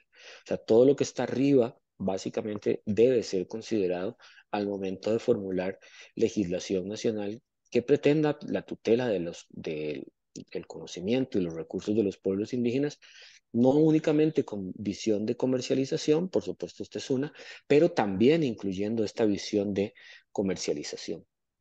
Y cuando nosotros vemos lo que a nivel nacional se ha desarrollado para proteger estos conocimientos y estos patrimonios genéticos, normalmente hemos visto 5 o 6 grandes objetivos de política, a veces expresamente indicados o incorporados en las normas o implícitamente considerados. Uno es preservar, ¿verdad? ¿Qué hago si se pierde o si se erosionan recursos genéticos que al final dan pie a productos comercializables? Estoy perdiendo la base de la posibilidad de tener un producto comercializable desde el punto de vista económico, pero ¿qué pasa si se pierden conocimientos tradicionales que al final representan una mejora en sistemas o prácticas sostenibles? independientemente de su vínculo con el comercio, ¿verdad? Incluyendo el lenguaje, pues estoy también, digamos, o tengo la necesidad de ver cómo preservo esos conocimientos. En segundo lugar, cómo los difundo. Este tema no es tampoco tan fácil porque esta difusión de conocimientos pasa por revisar todo lo que yo indiqué atrás relacionado con los derechos de los pueblos indígenas sobre ese conocimiento. Lo puedo difundir, lo puedo publicar, lo puedo indicar en un libro, lo puedo tener en una base de datos y si lo puedo hacer, cómo y cuál es la mejor manera en respeto a los derechos territoriales y los derechos que dan todos los instrumentos internacionales que mencioné, que en general, repito, me parece aplican a Chile con el único caso, por lo menos que me viene a la mente, del protocolo de Nagoya que no ha sido ratificado por el país. Luego promoverlo y protegerlo, y aquí protección tiene un sentido diferente. Protección puede tener un sentido más de propiedad intelectual. ¿Cómo hago que este conocimiento se asocie a un pueblo indígena? ¿Cómo lo comercializo? Que esto es un objetivo válido, que repito, muchas veces ha sido de alguna manera afectado por la idea negativa de que el comercio va en contra de visiones o cosmovisiones de pueblos indígenas, lo que yo creo que es efectivamente como se ha demostrado en este evento con las presentadoras anteriores y otras. Pues por supuesto los pueblos indígenas comercializan sus bienes, sus servicios, lo cual es completamente válido. Y como también aquí se mencionó, cómo prevengo que se apropie un tercero de ese conocimiento tradicional, lo que usualmente se conoce o se llama biopiratería. Y para todo esto, pues tenemos herramientas legales en leyes de diferente naturaleza que pueden estar orientadas a uno o a todos de estos grandes objetivos de política pública relacionados con conocimientos tradicionales. Cuando hablamos Jorge, también, sí. lamento intervenir nuevamente y asumir este rol, pero le queríamos pedir si puede ir cerrando en aproximadamente 1 o 2 minutos su Ok, presentación, porque sí, tengo tal. disculpas No se entonces. Bueno, preocupe. voy a tratar tal vez de concluir rápidamente. Bueno, no existe una definición universal de conocimientos tradicionales, a pesar de que en la OMPI hay algunos avances. Se pueden utilizar para proteger los conocimientos tradicionales y los recursos genéticos dos tipos de medidas. Las medidas defensivas, que son para evitar que alguien se apropie de ese conocimiento a través de bases de datos, de publicaciones, de coordinación entre oficinas de patentes. Esto es lo que busca ahorita el tratado, el recientemente adoptado Tratado de la OMPI sobre recursos genéticos, conocimientos tradicionales y propiedad intelectual. Y lo más importante, medidas positivas. ¿Cómo les aseguro derechos a estos conocimientos?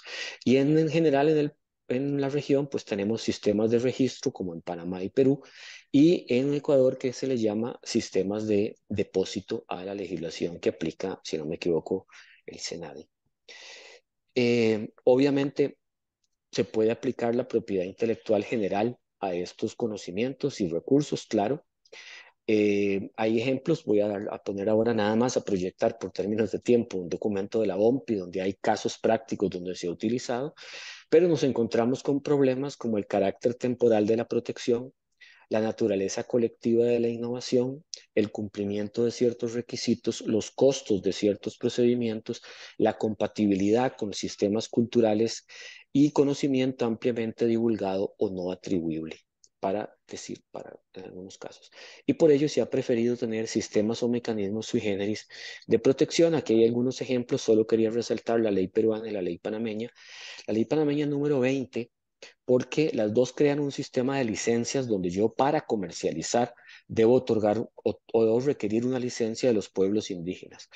Lo interesante de esta ley de la 20, porque la peruana no tiene casos hasta donde yo conozco, es que sí tienen más de 15 licencias donde los pueblos indígenas han dado la oportunidad al sector privado de utilizar sus productos, especialmente en este caso textiles. Yo aquí voy a terminar, digamos, con estos procesos. Bueno, hay una serie de procesos nada más en el Convenio de Biodiversidad, en la OMPI, pero les quisiera tal vez dejar este link a este documento de la OMPI sobre proteger y promover tu cultura, donde hace ejercicios del uso de propiedad intelectual para la protección de los conocimientos tradicionales, y el protocolo de Nagoya, que si bien no ha sido ratificado por el país, reconoce el derecho de los pueblos indígenas a otorgar el consentimiento informado previo a negociar términos mutuamente acordados y a crear los llamados protocolos biocomunitarios para regular el acceso a los conocimientos o a los recursos genéticos en pueblos indígenas. Cierro nada más diciendo que todo esto que tal vez comenté desde la perspectiva de un abogado, porque es mi formación, al final de alguna forma es el marco habilitante o que puede interferir negativamente con muchos de los desarrollos que aquí se comentaron y que por lo tanto pues debería ser tomado en cuenta al momento de hablar de comercialización de indígena, de recursos, de conocimientos, de turismo, etc. Y con esto ya termino. Muchas gracias.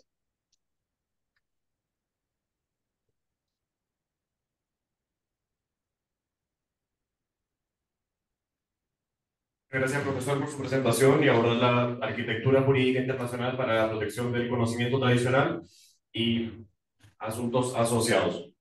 Ahora volvemos a nuestros panelistas presenciales. Los últimos ya para comenzar la última parte de este seminario.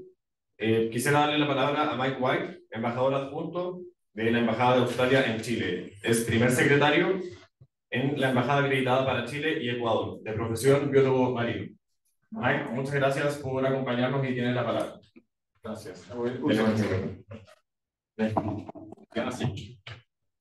Quiero agradecer a nuestros institutos, los practicantes, participantes y hablantes hoy. Esto es nuestra primera vez hablando acá. Espero que no sea la última. Hoy quiero compartir un poco de lo que ha hecho Australia en estos temas recientemente. El gobierno australiano está comprometido con una política exterior que comparta y promueva una identidad australiana que incluya el patrimonio rico y diverso de los pueblos de las primeras naciones. En marzo de 2023, el año pasado, hemos nombrado un embajador para los pueblos de las primeras naciones, el señor Justin Mahalan. Esta es la primera vez que Australia cuenta con una representación indígena en la política internacional. El embajador Mohammed dirige una nueva oficina para la participación internacional de las primeras naciones en nuestro Departamento de Relaciones Exteriores y Comercio. La oficina trabaja con los aborígenes y los isleños del Estrecho de Torres para reforzar la cooperación entre estas comunidades y nuestros socios internacionales.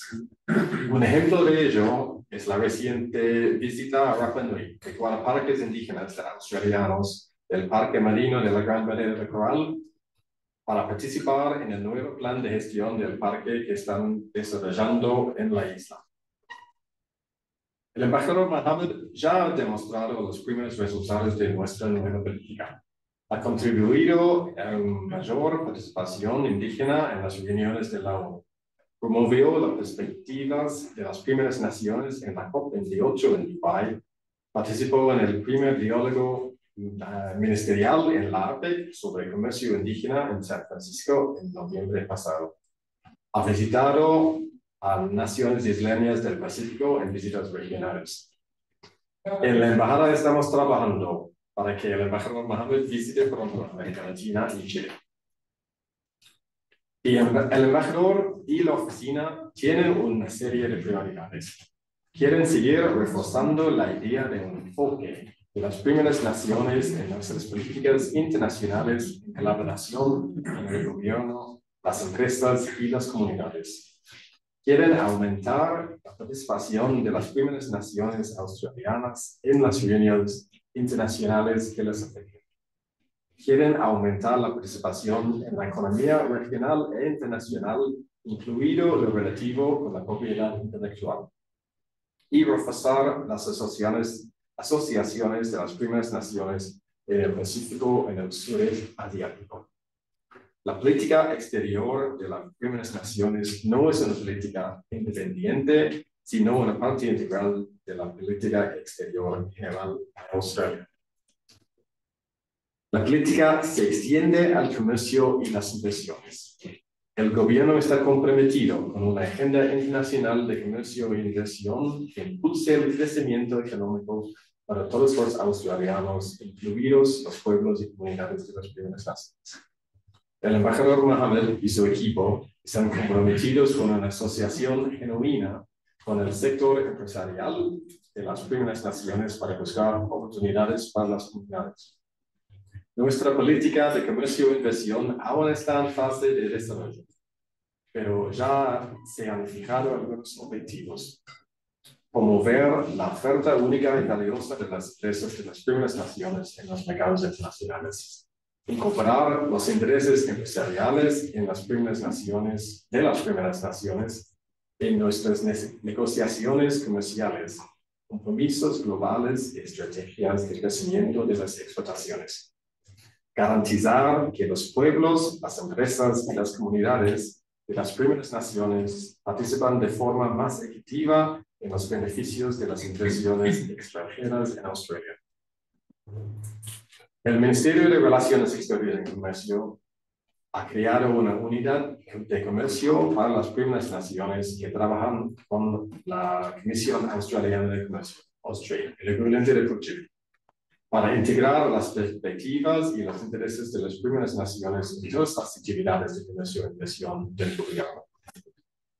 Contará con el apoyo del Grupo de Comercio e Inversión de las Primeras Naciones que se creará este año. También estamos desarrollando un plan para involucrar más a las primeras naciones en la economía de los visitantes, o sea, el sector turístico. Como nota al margen, con sede de Conariantes, en mis primeros días en Chile el año pasado conocí a una jefa de una empresa indígena del norte de Chile.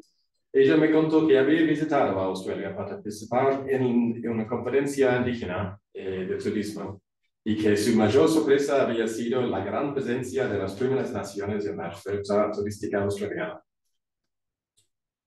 Este tema no es totalmente nuevo para Australia. Ya tenemos algunas cláusulas en nuestros tratados de libre comercio que beneficiarán a los australianos de las primeras naciones.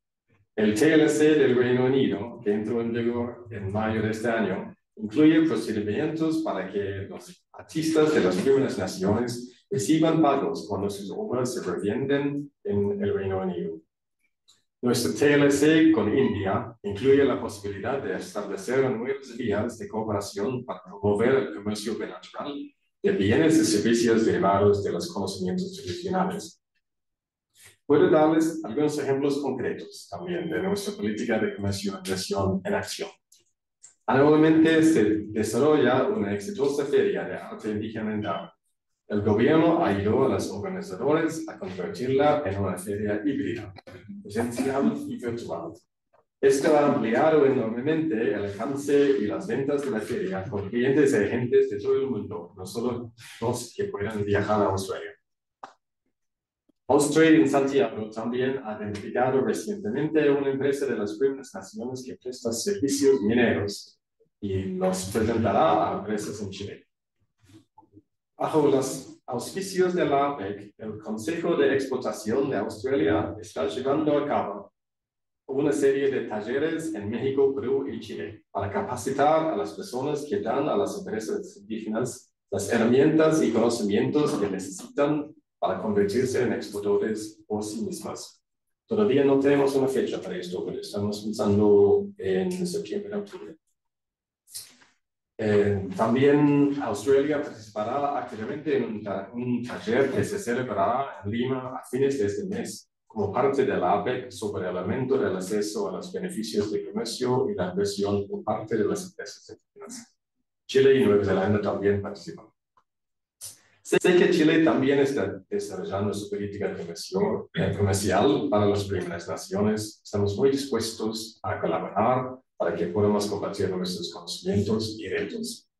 Es una experiencia de aprendizaje para todos nosotros, pero los beneficios son muy importantes para partes integrales de nuestros países que lamentablemente han quedado rezagados de muchos aspectos. Gracias.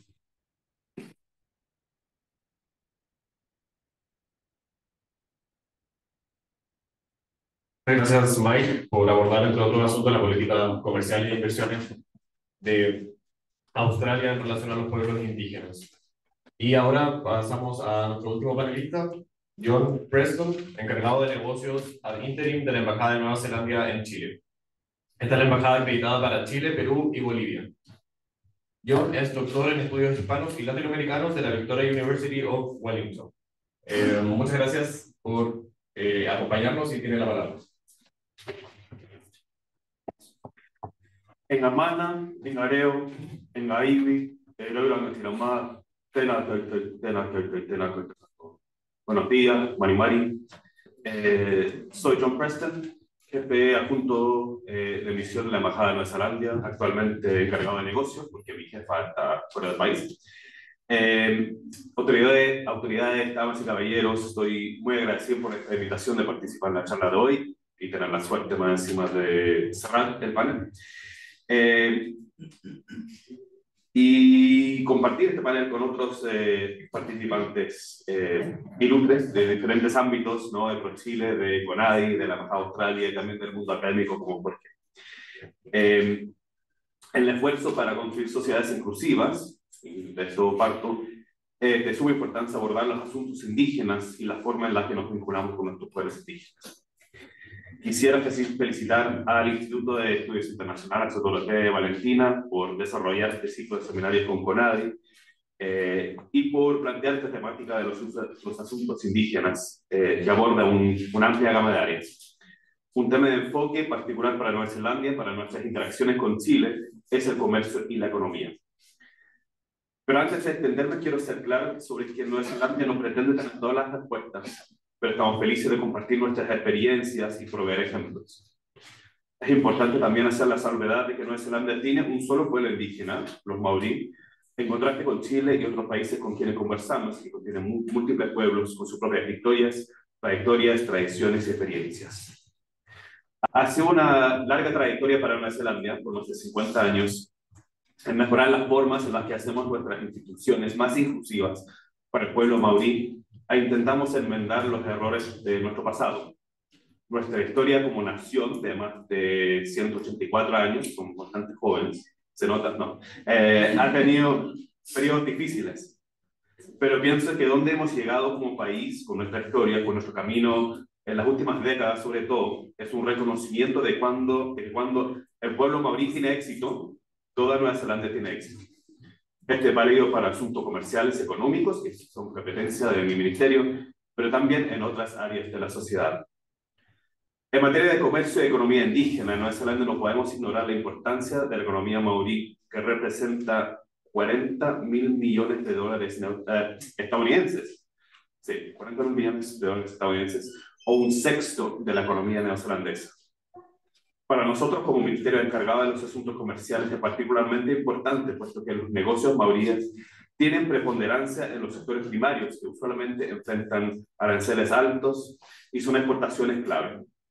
Los negocios maoríes representan el 50% de la cuota de pesca, el 40% de la producción forestal, el 30% de la producción de cordero, ovejas y vacuno, y el 10% de la producción de lácteos y de kiwis.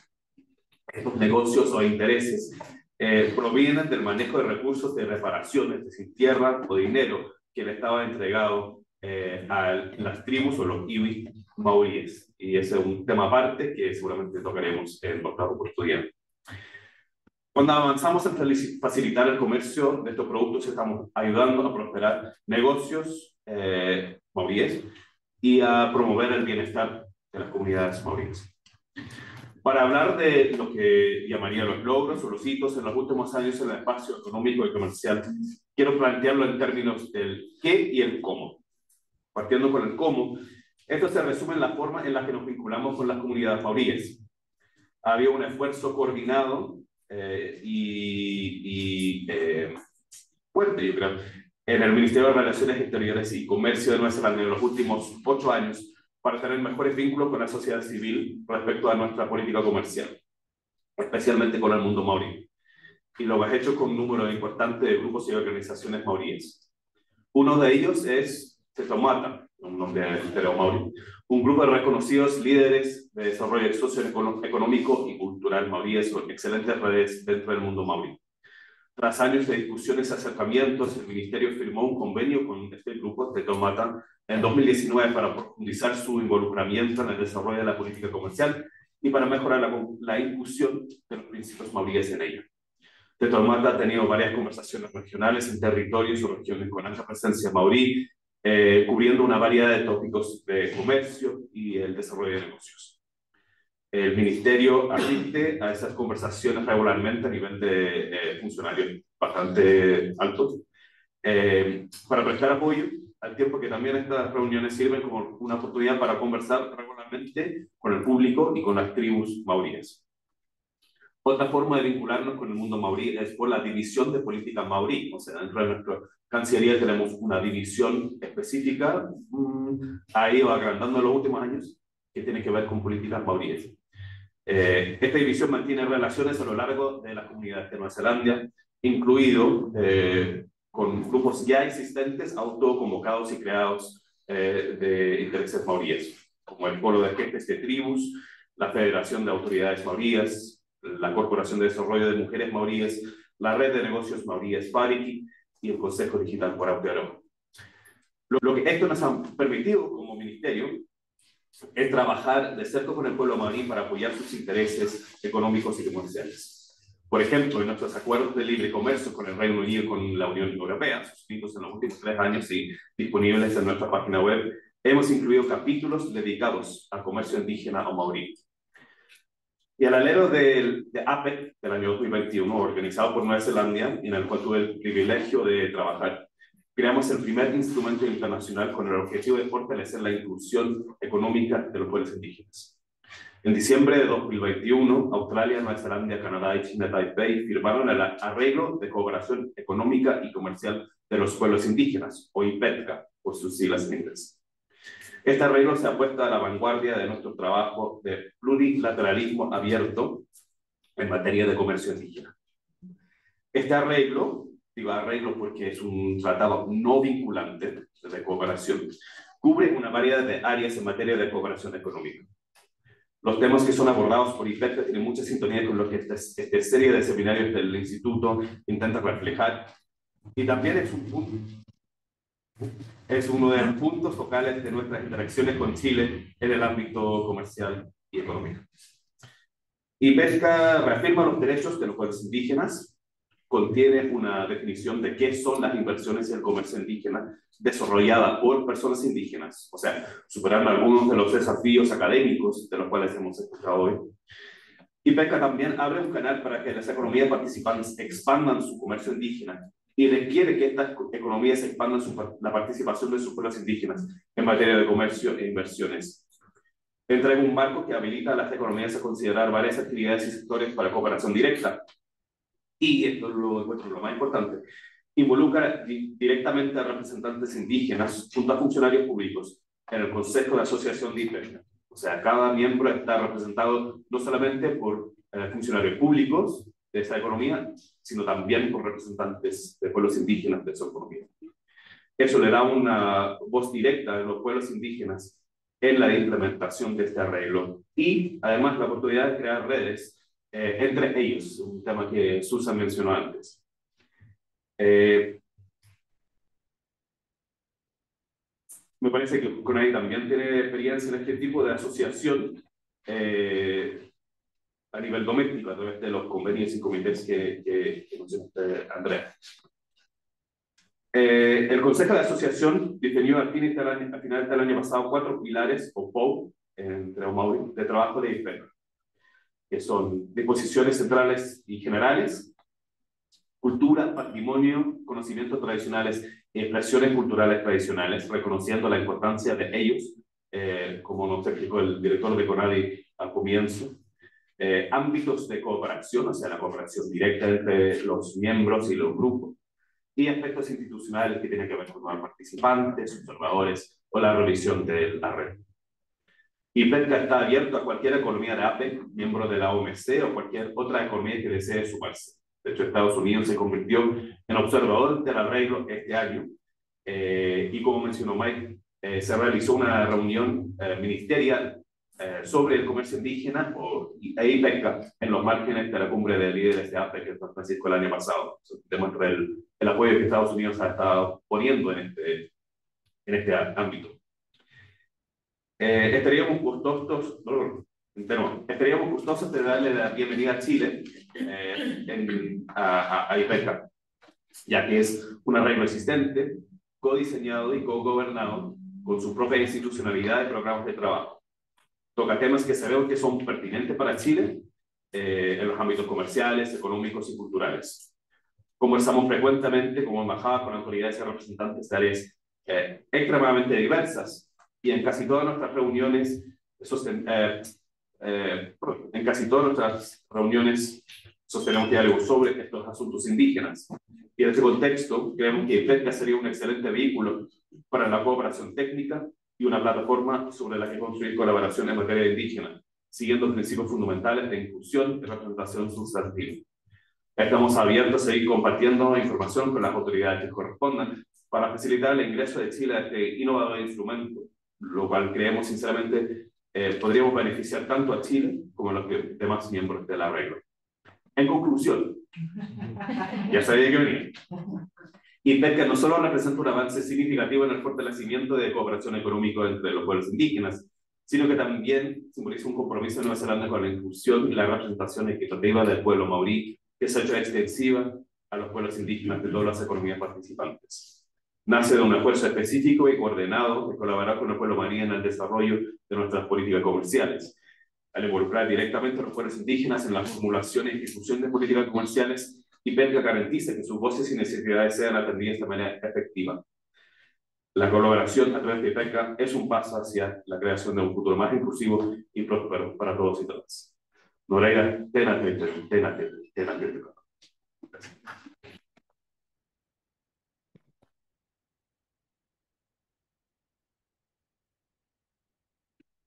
Bueno, muchísimas gracias a todos y todas nuestras panelistas de excelencia que nos han brindado desde sus distintas perspectivas y organizaciones un amplio panorama del comercio indígena. Agradecer también a Valentina Alicanqueo, como ya se le indicó por la organización del evento por parte del instituto, que está allá Valentina también.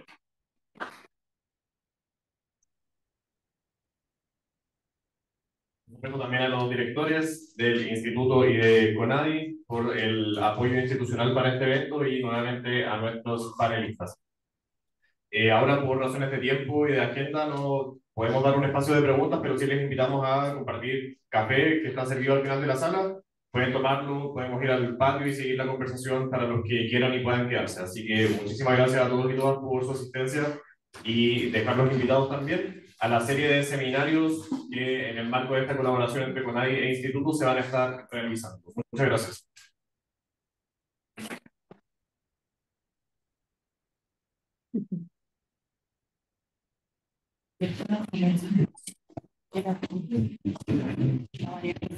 Lo vi sintiendo médicamente.